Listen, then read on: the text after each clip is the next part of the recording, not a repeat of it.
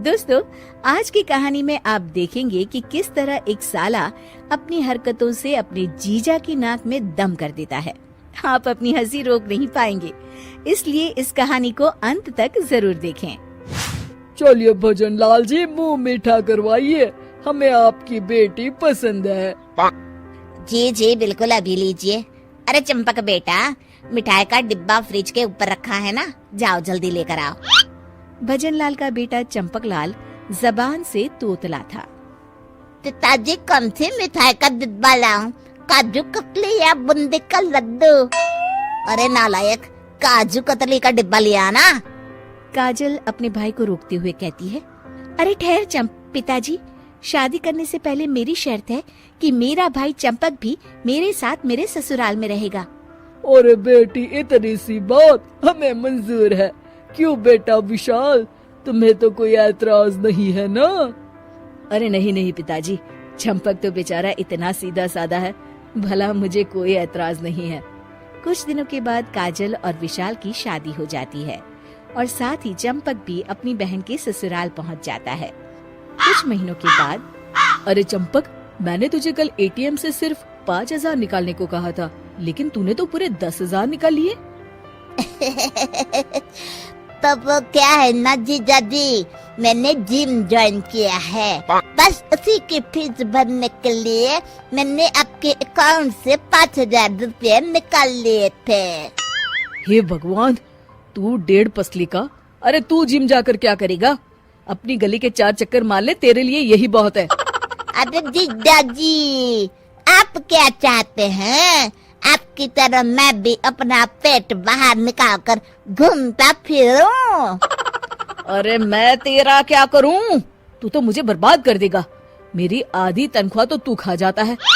अरे तू यहाँ अपनी बहन के दिए हुए दहेज को वसूल करने आया है क्या? चल निकल, अभी क्या अभी निकल मेरे घर से। अरे जीजा जी, याद करिए वो कसम जो दीदी से शादी करने से पहले आपने खाई थी कि मैं हमेशा आपके साथ आपके घर में रहूंगा। ठहरिए, अभी दीदी को बताता हूँ। इस तरह जब भी विशाल चंपक को घर से निकालने की बात करता, चंपक अपनी दीदी की धमकी देकर विशाल को चुप करा देता। एक दिन विशाल और काजल कहीं घूमने जा रहे होते हैं कि तभी, लाइए जीजा जी गाड़ी की चाबी, आज गाड़ी मैं चलाऊंगा। विशाल हैरान रह जाता है। अरे भाई, तू कहाँ घुसा चला आ रहा है? हम दोनों बाहर घूमने जा रहे हैं, तू भी साथ आएगा तो घर की रखवाली कौन करेगा? कहीं चोरी वोरी हो गई तो?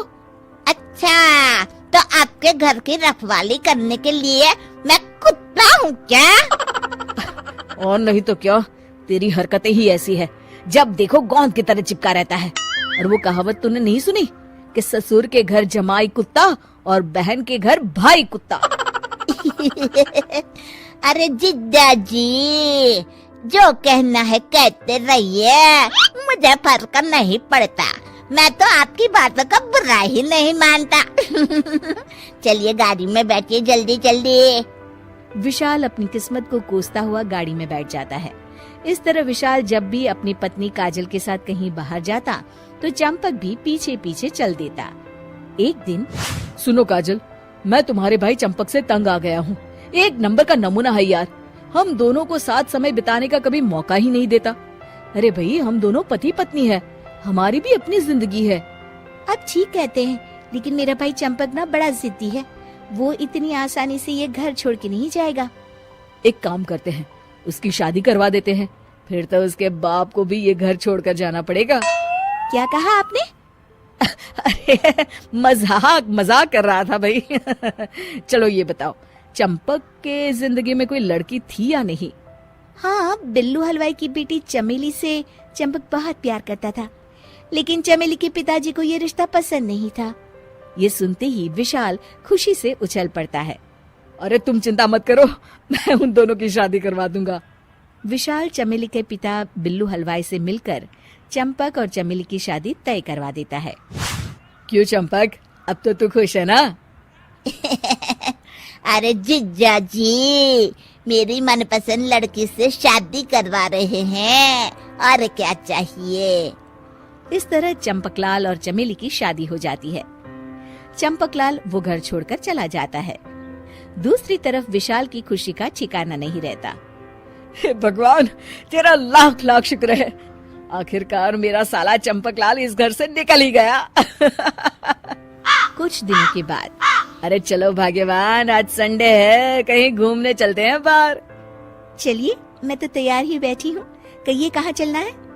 पहले तो एक बढ़िया सी फिल्म देखेंगे, फिर किसी अच्छे से रेस्टोरेंट में खाना खाएंगे और उसके बाद ड्राइव पर जाएंगे। चलिए फिर चलते हैं। दोनों जैसे ही दरवाजा खोलकर बाहर निकलते हैं, सामने चंपकलाल और चमेली को देख विशाल की आंखें फटी की फटी रह जाती है। कैसे है जीजा जी? आपके बिना मेरी जिंदगी वीरान हो गई है। आपके बिना जिंदगी में कोई मजा नहीं है, इसलिए मैं चमेली को लेकर यहाँ हमेशा के लिए आ गया हूँ। आखिर मैं इस घर को छोड़ के कैसे रह सकता हूँ जीजा जी? हे भगवान, इतनी मेहनत करके मैंने तुझे घर से निकाला और तू फिर वापस आ गया। नहीं, मैं तुझे और नहीं झेल सकता। मैं ही ये घर छोड़कर चला जाता हूँ, तू रह यहाँ आराम से। चलो भाग्यवान। जीजा जी, आप मजाक अच्छा कर लेते हैं। तो देखा दोस्तों, जीजा और साले की किस्से कहानियों का कोई अंत नहीं। आपकी अपने साले के बारे में क्या राय है? हमें कमेंट करके जरूर बताइएगा।